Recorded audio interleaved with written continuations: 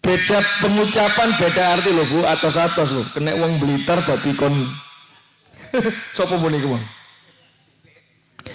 The concealed history of Freemasonry. Kulo niki gak tape pinter cara Inggris ahline. Tapi paling tidak artine niku ngeten, nek cara Surabaya niku terjemahane niku tadi niki arsitek of deception. Deception niku penggoroan, napa penggoroan niku? Penipuan. Pembohongan. Tadi buku niki nyeritakno tentang nggih isine ngoten niku, panjenengan pun saged membayangkan dugi judul tok niku pun ketinggal. Mungkin isine napa buku niku. The Concealed History of Freemasonry. Sesuatu napa nggih dibalik Freemason itu sejarah yang disembunyikan dari Freemason. Freemason iki kula nek ningali tenggene Mbah Google. Freemason itu salah satu organisasi yang kerap diidentikan dengan teori konspirasi, nggih, yang ada kaitannya dengan kelompok-kelompok orang Yahudi. Lalu niku ada satu paragraf yang ini sangat-sangat viral sebenarnya. Niku isine ngeten.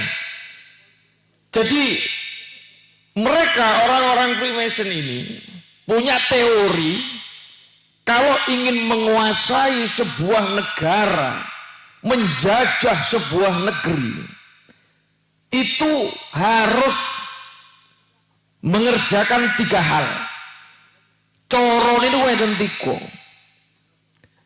Napa? Setunggal, kaburkan sejarahnya. Napa?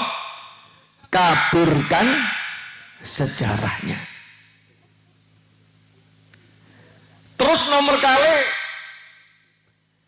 hancurkan atau hilangkan bukti sejarahnya supaya tidak bisa diteliti, supaya tidak bisa dipelajari apa kebenarannya. Dan yang ketiga,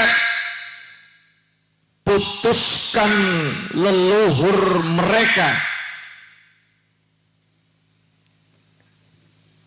putuskan hubungan mereka dengan leluhurnya. Katakan bahwa leluhurnya adalah orang yang primitif. Katakan bahwa leluhurnya adalah orang-orang yang sesat. Katakan leluhurnya adalah orang-orang yang kafir. Shallu ala Nabi Muhammad. Shallu ala Nabi Muhammad. Lah, nek ningali tulisane Mbak Yulina niki wau, niki sampun ketagihan napa dereng? Sudah terjadi apa belum di negeri kita? Niki sampun terjadi. Dan jejak orang-orang Freemason itu di Indonesia sudah ada. Sudah ada. Tenggene Jakarta niku enten kuburane wong Londo. Niku nek mboten salah jenenge Dawes Dekker. Napa? Niki termasuk tiang-tiang Freemason. Londo. Ya berarti wis gak angel-angel. Berarti Londo wa ala alihi wa ashabi ajma'in.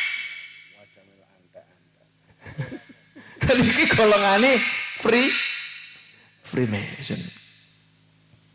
Mungkin dijelasaken secara detail kali Yai Imad.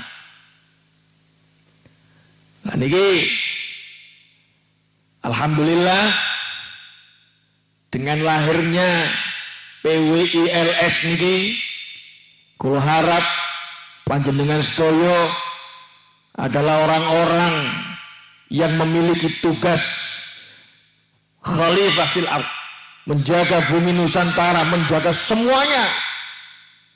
Apa yang ada di bumi ini, apa yang ada di atas bumi ini, itu harus dijaga. Tentunya dengan cara-cara yang dilegalkan oleh syariat kita. Shallallahu alaihi Nabi Muhammad.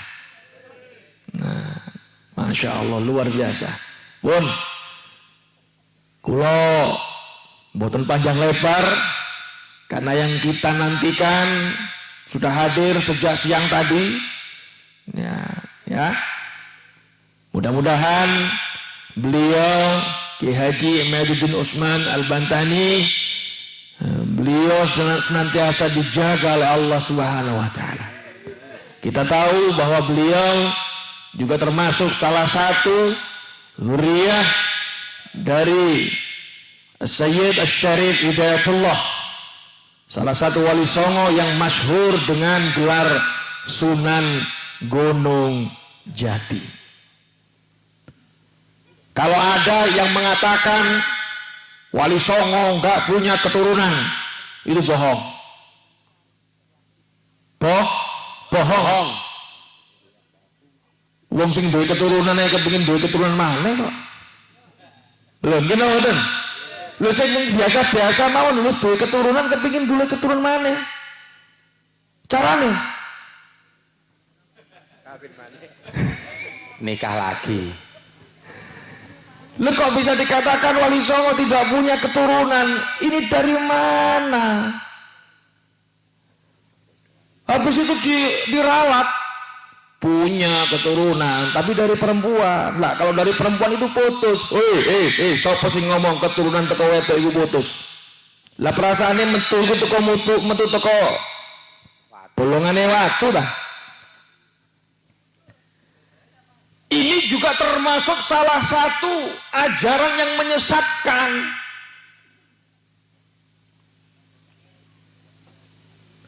Termasuk salah satu dari 3 yang saya sebutkan tadi, mengaburkan sejarah, menghancurkan bukti sejarah, putuskan dengan leluhur,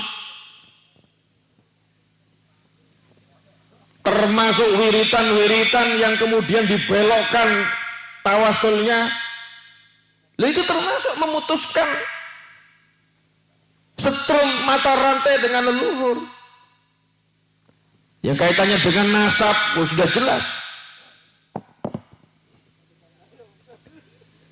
Tidak ada dalil satupun yang menyatakan bahwa status kezuriatan, status keturunan siapapun dari jalur perempuan itu adalah putus. Tidak ada.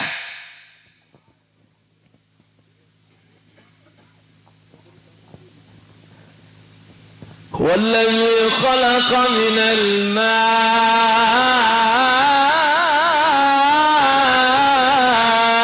bashara.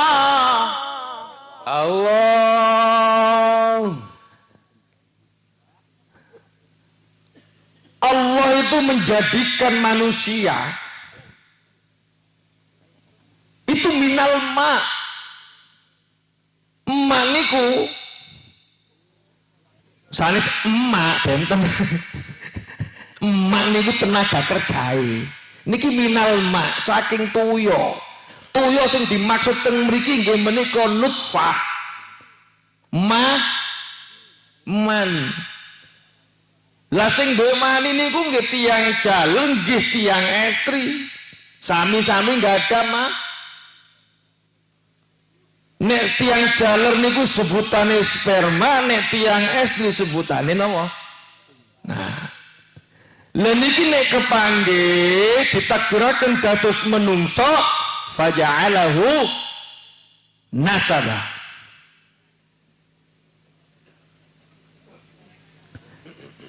Memang ada manusia lahir tanpa ayah, tanpa ibu, ada. Siapa? Nabi Adam. Ada lagi manusia lahir muncul ada ibu tanpa bapak, tanpa ayah. Sinten? Nabi Isa. Nah, ini memang diciptakan oleh Allah dalam rangka Allah menunjukkan kemahabesarannya khusus. Lah nek misale teng napa desa napa niki? Kembang Arum. Kembang Arum. Kok ono menungso lahir ono ibu etok tapi gak ono bapak. Lah niki baru konslet. tanda tanya besar. Nah, terus niku wow.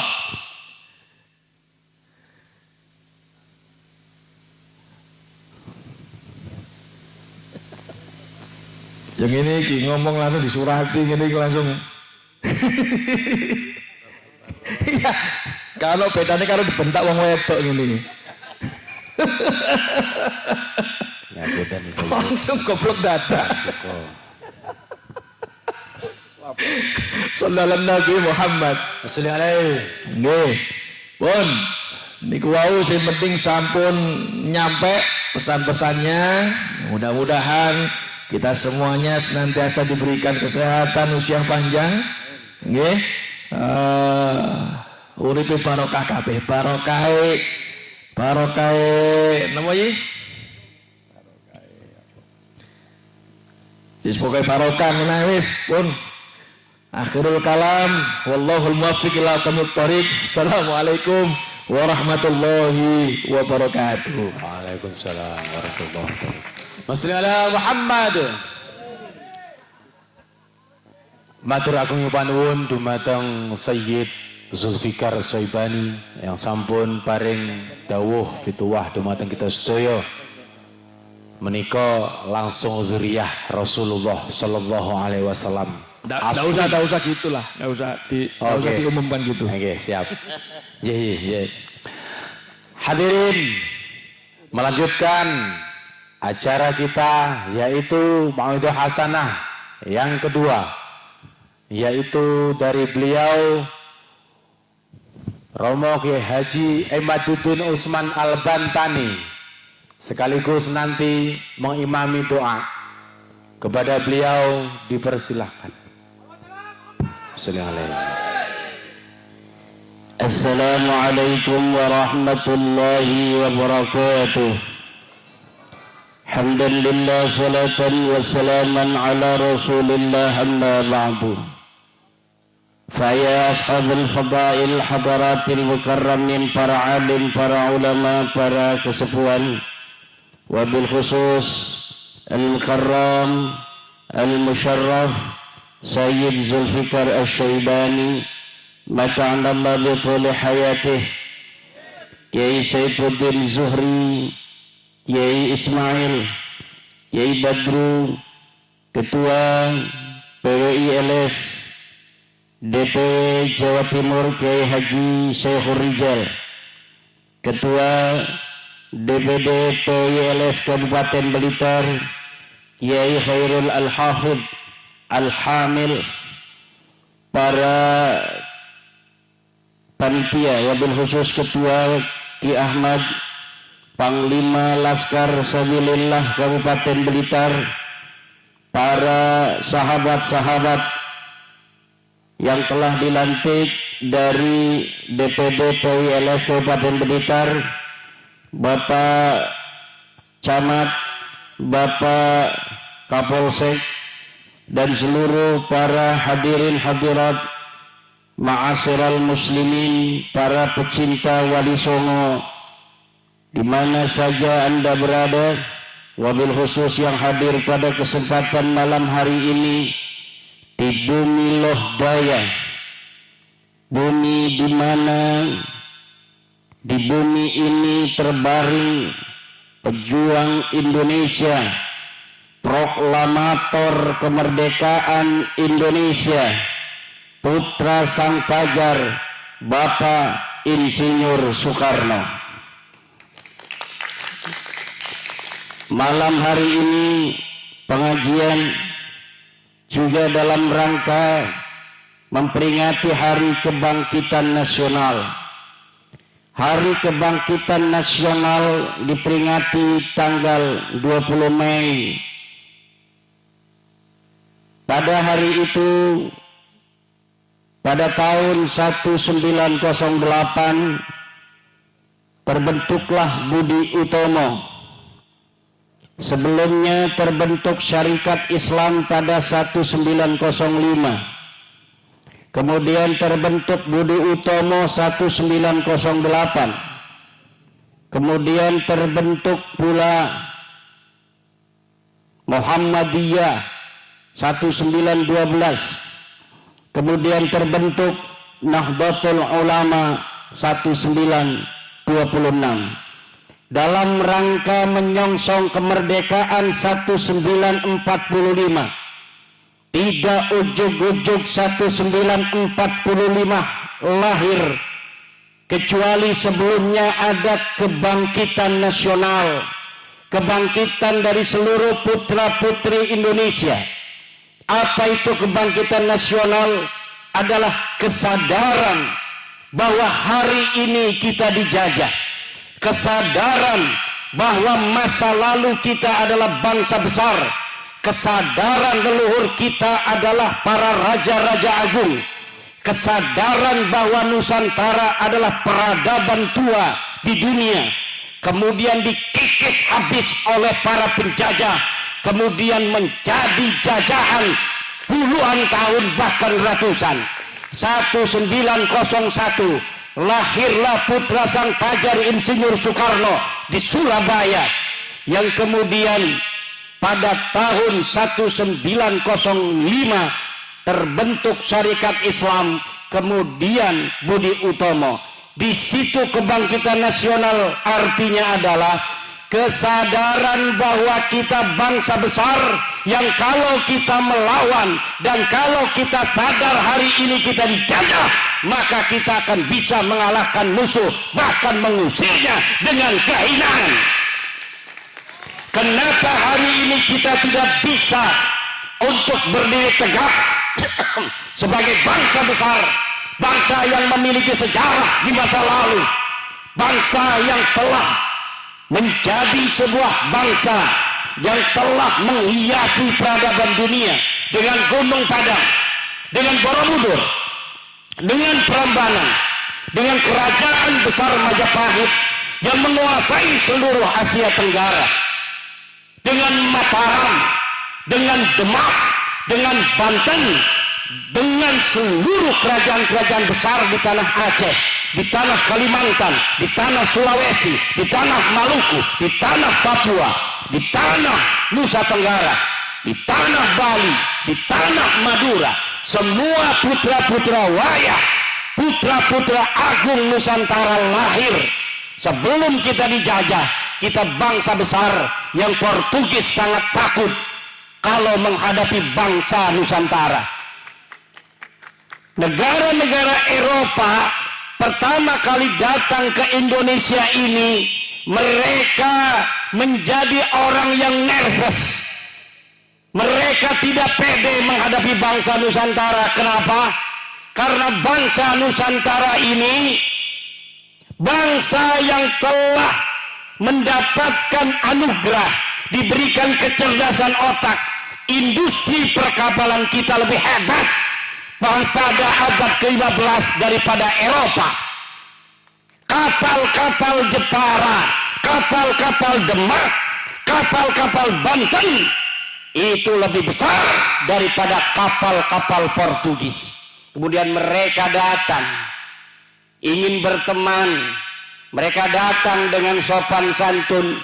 Lama-lama mereka menguasai perdagangan, lama-lama mereka menguasai pelabuhan, lama-lama mereka menjalin kerjasama dengan londo-londo ireng, dengan pengkhianat-pengkhianat bangsa.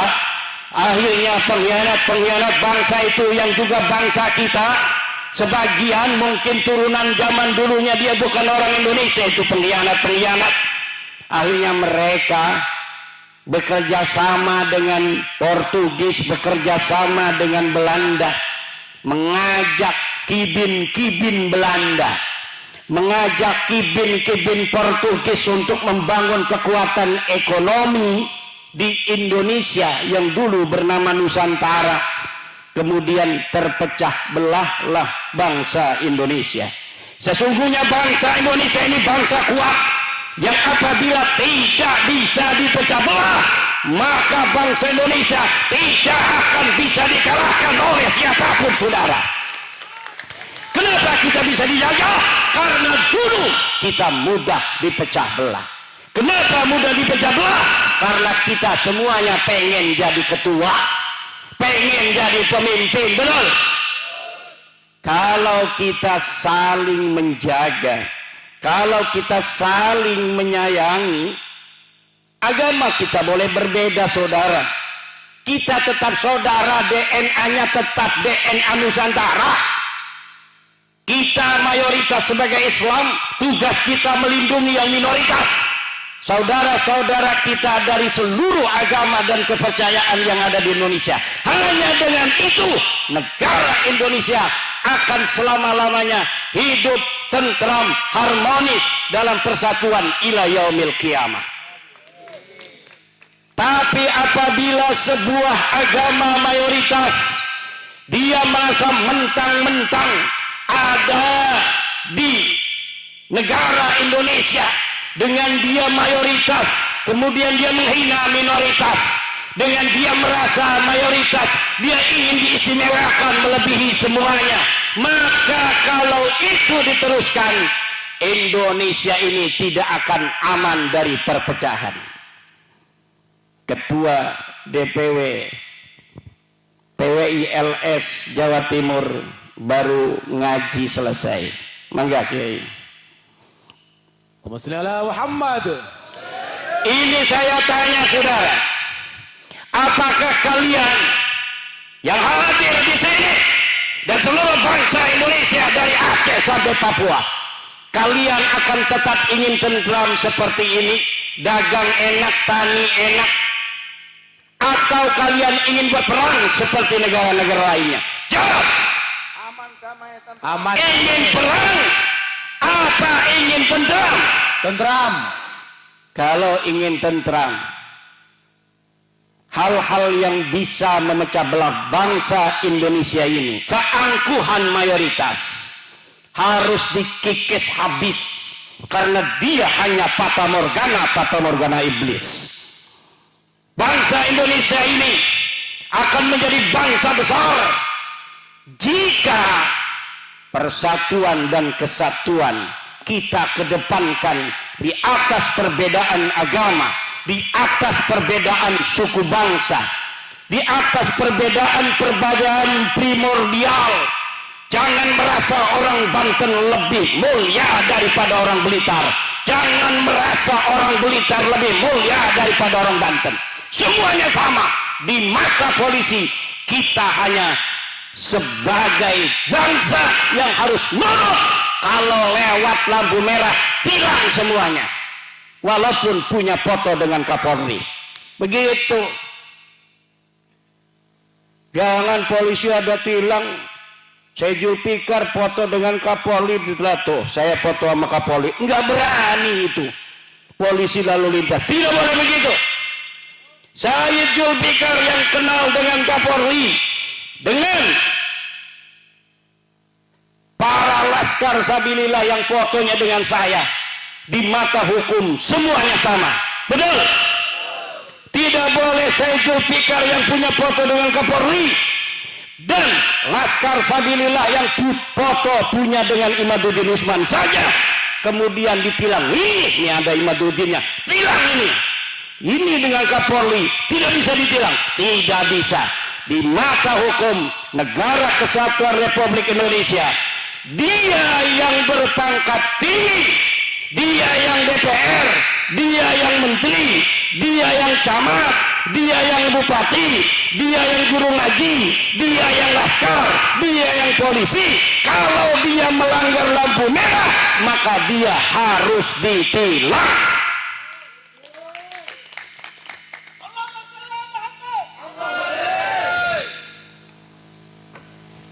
Tidak boleh hukum tajam ke atas, tumpul ke bawah. Salah enggak?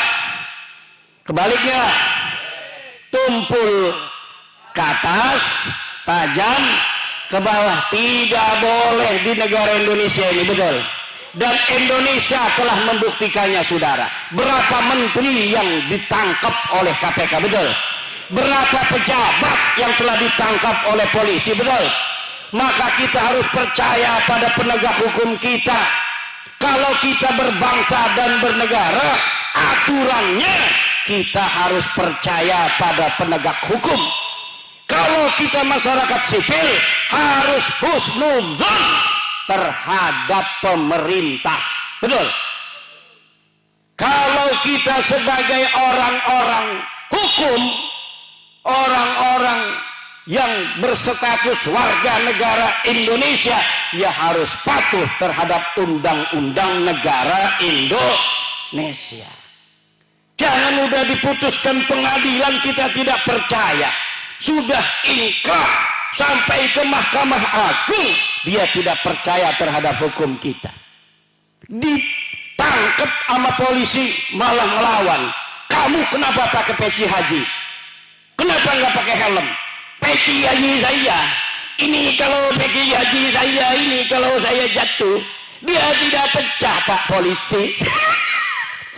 Kalau helm dia pecah, tetap itu tidak SNI, itu yang namanya peci haji walaupun sakti, dia sudah dikasih izin nasor, tetap dia tidak SNI. Kalau dia pakai motor harus ditangkap Pak polisi, walaupun dia pakai peci haji, sorban, ngomong saya ketua DPD PWI Kabupaten Blitar, tangkap aja kalau dia nggak pakai helm. Saya yang perintahkan, wakil ketua umum DPP PWI pusat, kalau ada laskar pakai motor tidak pakai helm, tangkap Pak polisi. Setuju?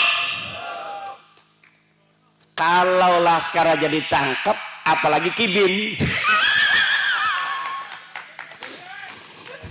yang memasukin kuburan, apalagi yang menjaga Nusantara aja. Para laskar sabilillah yang mengembalikan harkat martabat bangsa Indonesia, kalau dia tidak pakai helm maka tetap harus ditangkap, betul. Apalagi kibin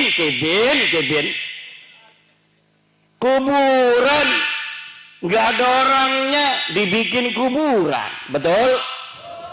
Katanya Habib Ahmad Al-Habsyi wafat 1700, padahal kagak ada sejarahnya, kagak ada orangnya. Apabila ada yang begitu, hancurin apa biarin? Hancurin apa biarin? Hancurin. Tadi Sayyid Zulfikar Asy-Syaibani mengatakan, salah satu cara para musuh-musuh suatu bangsa ingin menghancurkan bangsa itu adalah rubah sejarahnya, lalu kaburkan sejarahnya.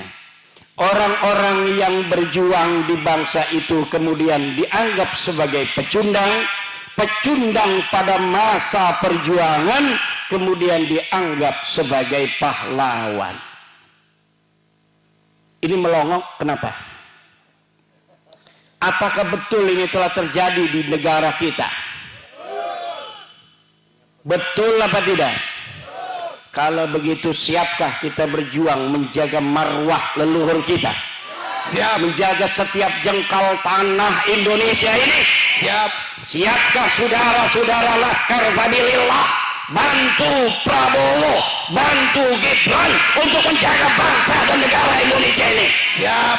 Siapkah kalian kalau negara kekurangan tentara, kemudian kalian dijadikan tentara paling depan, ditembak paling dahulu kalah? Siap.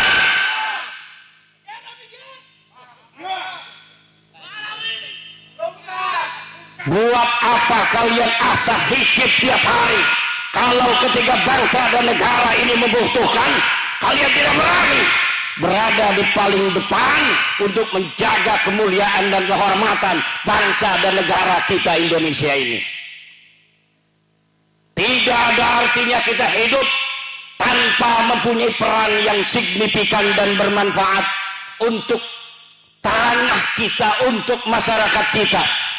Man lam yahtamma bi amril muslimina falaysa minhum. Siapa orang yang tidak mempunyai kepedulian terhadap urusan orang-orang muslim, falaysa minhum, maka dia bukan termasuk golongan orang Islam. Umat Islam dijadikan budak oleh orang-orang yang mengaku keturunan Nabi, tapi dia diam. Bahkan dia mengatakan, hei PWILS, kalian jangan mencaci, kalian jangan mencaci orang, jaga persatuan, jaga kesantuan.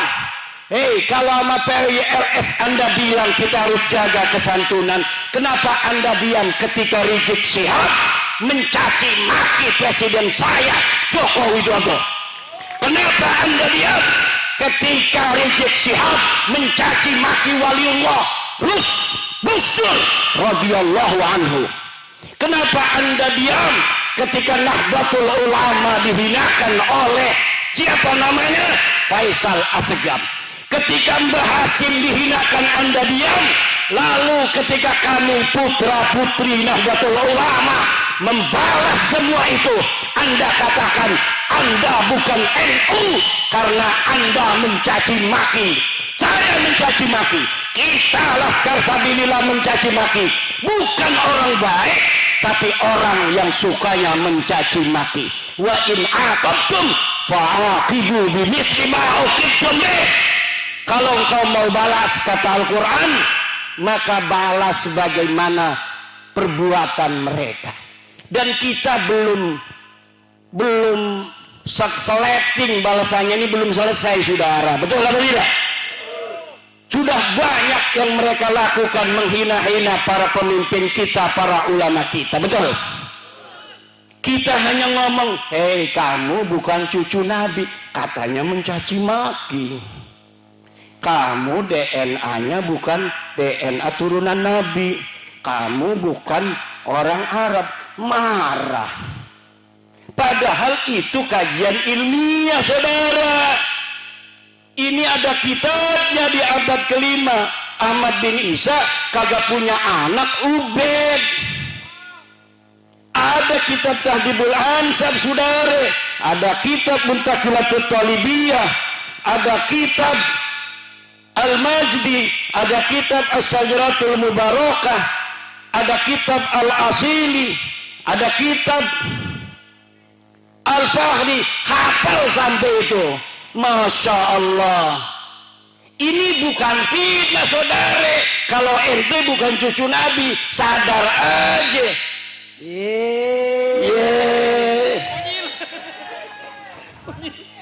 Kita kalau ngomong ini nggak ada datanya, nggak biasa turunan Wali Songo, bangsa Indonesia berbohong saudara, nggak biasa. Kita bangsa Indonesia turunan para raja mulia-mulia, para wali, para orang-orang yang bikin Borobudur. Kita orang-orang mulia, tidak biasa berbohong, tiada bisa mencaci sebenarnya. Tapi karena lu mencaci, maka gue caci lu. Kenapa lu mencaci gua diam, gua caci lu marah?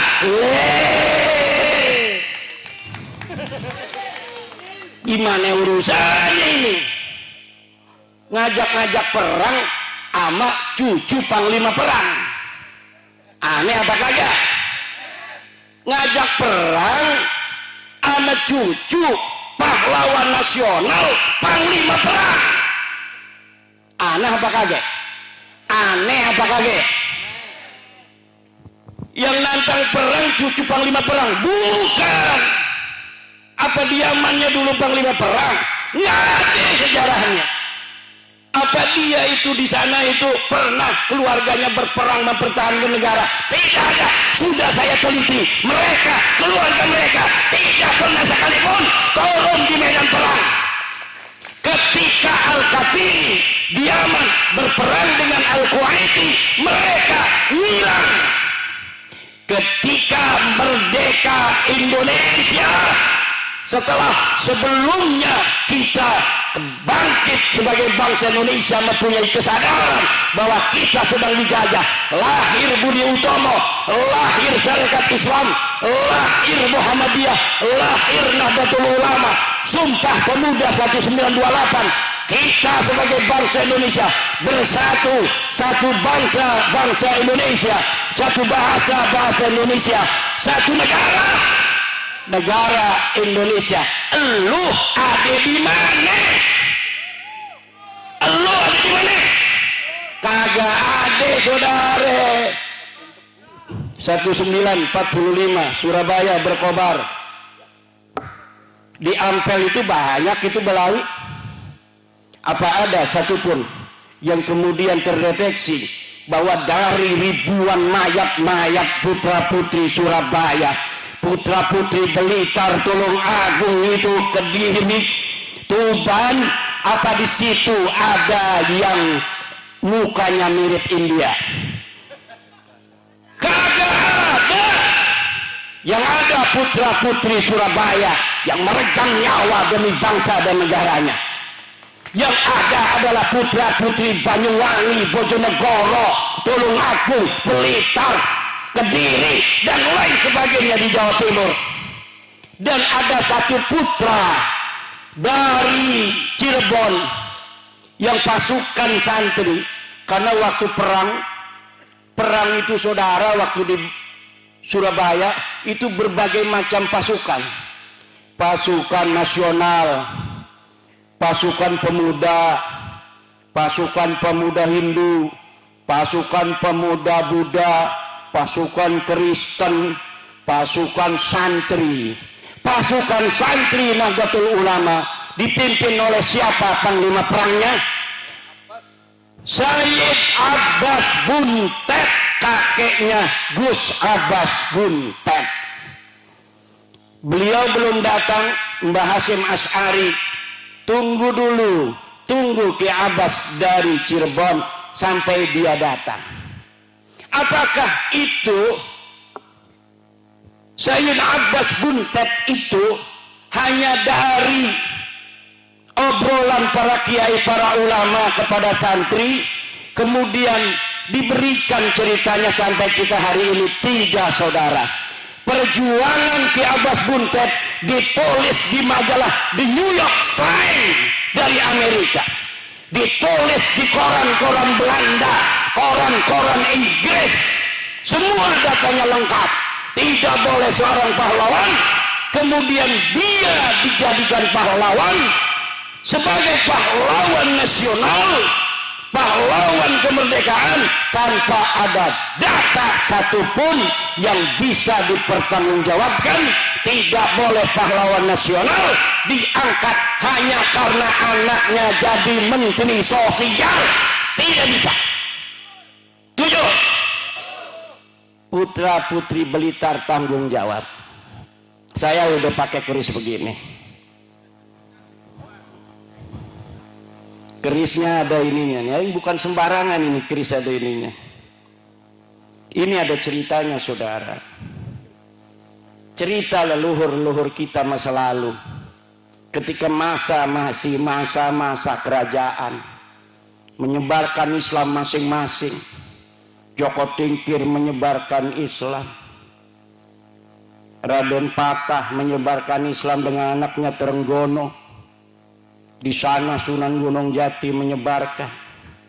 Kemudian ada kerajaan-kerajaan, kadang-kadang politiknya berseberangan. Aryo Penangsang, Pangeran Hadiri, sama-sama tujuannya, kadang-kadang ada salah paham. Karena apa? Beda kerajaan. Betul? Maka sekarang ini sudah Indonesia kita nyaman, tentrem, betul? Jangan sampai berbalik lagi pada masa-masa zaman dahulu kala jadi kerajaan-kerajaan. Nanti saya datang ini, pangeran dari Banten, pangeran Pasuruan, pangeran dari mana dia itu? Surabaya ya? Nanti kalau ke Blitar disangkain orang asing pakai visa. Betul apa tidak? Kalau kita bisa dipecah belah, misalnya nih orang musuh, Blitar kerajaan sendiri. Kayak di Eropa, Eropa itu tidak terlalu besar, tapi negaranya banyak, kecil-kecil tapi banyak. Naik kereta aja kita sudah melewati negara lain. Tapi harus pakai visa. Jangan sampai di Indonesia seperti itu. Setuju? Siap kita jaga Indonesia selama-lamanya. Kalau siap, kita sebagai mayoritas harus siap melindungi minoritas.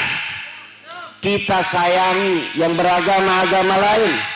Hidayah itu datangnya dari Allah Subhanahu wa ta'ala. Kita tampilkan Islam yang santun, Islam yang sejuk, Islam yang menjadi rahmat bagi semua alam. Betul? Coba lihat di negara lain, sudah perang bos. India sama Pakistan udah perang. Berani kagak nanti perang ngajak-ngajak perang. Mendingan kita menjadi bangsa yang santun, bangsa yang harmonis, saling menyayangi. Jangan lagi bohong-bohong aku cucu Nabi. Betul? Ente bukan cucu Nabi, ini sudah mustahil ente cucu Nabi. Dari mana aja ente bawa nakib-nakib dari luar negeri, suruh ngomong nasab ente para habaib itu sahih. Orang Indonesia sudah paham semua, sudah baca buku saya, ulama Nusantara mengugat nasab palsu. Datanya sudah qat'iyyud dilalah, sudah tidak bisa lagi ada celah untuk menjawab daripada terputus, dan sudah qat'inya bahwa Ba'lawi bukan keturunan Nabi. Tidak mungkin bisa untuk diganggu-gugat lagi. DNA ente bukan orang Arab. Pokoknya bukan orang Arab aja. Udah jelas kalau orang Arab J1, ente bukan J1. Jangan ngaku-ngaku lagi di YouTube. Kita para habaib turunan Rasulullah. Malu. Ini yang nonton sambil nyengir-nyengir sendiri. Kagak punya malu lu. Nah ini yang terjadi. Polisi-polisi, para penegak hukum yang dulu, wah ini ada merkosa 31 anak nih, tapi ada al-habsinya. Ini cucu Nabi, jangan. Mungkin dulu itu mungkin ada sungkan-sungkan. Sekarang jedorin aja ke tembok. Tujuh apa enggak? Bukan cucu Nabi, udah jelas. Siapa yang tanggung jawab? Imaduddin Usman Al-Bantani, putra Nusantara asli, yang akan bertanggung jawab di hadapan Allah Subhanahu wa ta'ala bahwa habaib itu bukan keturunan baginda Nabi besar Muhammad sallallahu alaihi wasallam. Dan di sana nanti akan didampingi oleh Said Zulfikar dan Kiai Ismail. Jangan takut. Ini kesepuhan ini Masya Allah luar biasa. Di mana saja kegiatan PWI, kalau beliau lagi ada waktu, beliau hadir sampai ke Kresek, kampung saya. Masya Allah. Ini namanya Sayyid Syarif Ismail, kesepuhan Nahdlatul Ulama di Surabaya. Ini Nahdlatul Ulama kita jaga, tapi Nahdlatul Ulamanya harus kembali ke ajaran Wali Songo. Betul? Bagaimana kembali ke ajaran Wali Songo? Yaitu menomorsatukan Nusantara di atas segalanya. Menomorsatukan Nusantara di atas segalanya. Semuanya yang harus dilakukan Nahdlatul Ulama adalah demi sebesar-besar tegaknya persatuan dan kemuliaan bangsa Indonesia. Jangan biarkan warga Nahdlatul Ulama dijadikan budak oleh bangsa lainnya. Jangan jadikan warga Nahdlatul Ulama seperti ayam yang dilemparkan ke mulut buaya. Kenal Kiai Syukran Mamun? Jawab yang keras.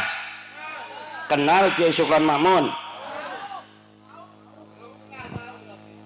Kata Kiai Syukran Mamun, kalau ada yang mengaku cucu Nabi, kita muliakan walaupun dia bohong.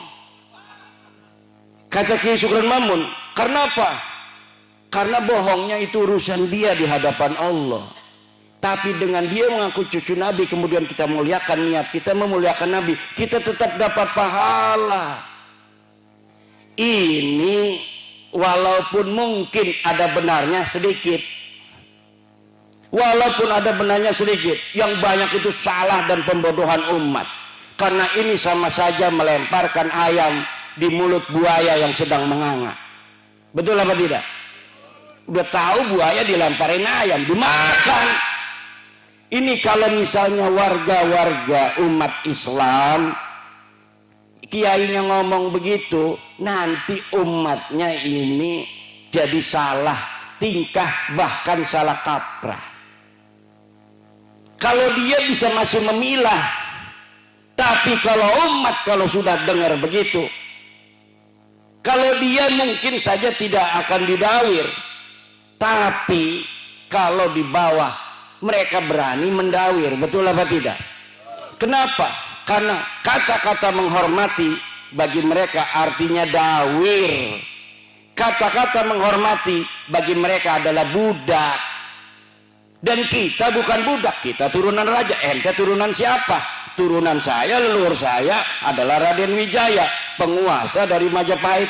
Ente turunan siapa? Ane turunan Prabu Siliwangi. Ada batunya, batu tulis, jelas sanadnya, jelas dalilnya, jelas datanya. Ente turunan siapa? Pak Mukodam. Mana datanya Pak Mukodam pernah dilahirkan di atas dunia? Kagak ada. Tapi wajib dihusnudon. Nggak mau kita.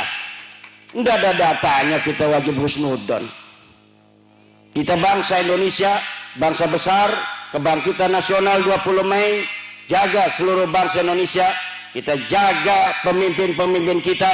Tidak boleh lagi hari ini sampai masa depan ada orang bukan putra Nusantara berani mencaci maki presiden dan wakil presiden kita. Setuju?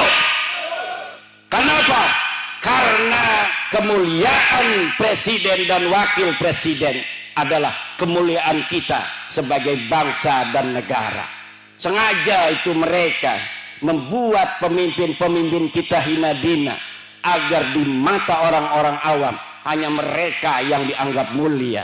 Mulai saat ini kita jaga kiai-kiai kita, kita jaga pemimpin-pemimpin kita, kita jaga presiden kita, kita jaga daripada menteri-menteri kita, polisi kita, tentara kita.